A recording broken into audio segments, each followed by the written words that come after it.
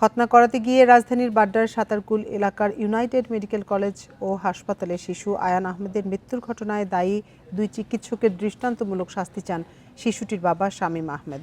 একই সঙ্গে ক্ষতিপূরণের দাবি জানিয়েছেন তিনি। আয়ানের মৃত্যুর ঘটনায় হাইকোর্টের নির্দেশে গঠিত তদন্ত কমিটির প্রতিবেদনের ওপর গতকাল ও আজ শুনানি শেষে পরবর্তী শুনানির জন্য আগামী ৫ মার্চ দিন ধার্য করেছেন বিচারপতি ফারাহ মাহবুব ও বিচারপতি দেবাশিস রায়চৌধুরীর হাইকোর্ট বেঞ্চ।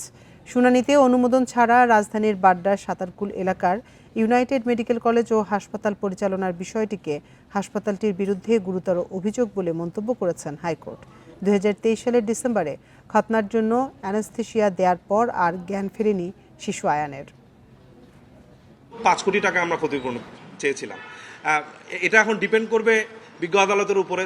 তারা যেটা উপযুক্ত মনে করবেন সেই অনুযায়ী ক্ষতিপূরণ পাবেন কি পাবেন না সেটা ডিসাইড হবে। আমাদের এই জনস্বার্থের মামলাটিকে খুবই গুরুত্বের সাথে বিবেচনা করে এটিকে আংশিক শ্রুত হিসেবে রেখে আগামী ৫ মার্চ ২০২৫ এটা টপে থাকবে, এটা পূর্ণাঙ্গ শুনানি হবে। বিচার দিয়ে যদি একটা দৃষ্টান্তমূলক বিচারের ব্যবস্থা করা যায়, আমি চাচ্ছি এই অভিযুক্ত দুই ডাক্তারকে আমাদের বিদ্যমান যে আইন আছে আইনের সংস্কার করে তাদেরকে ফাঁসির আওতায় নিয়ে আসা।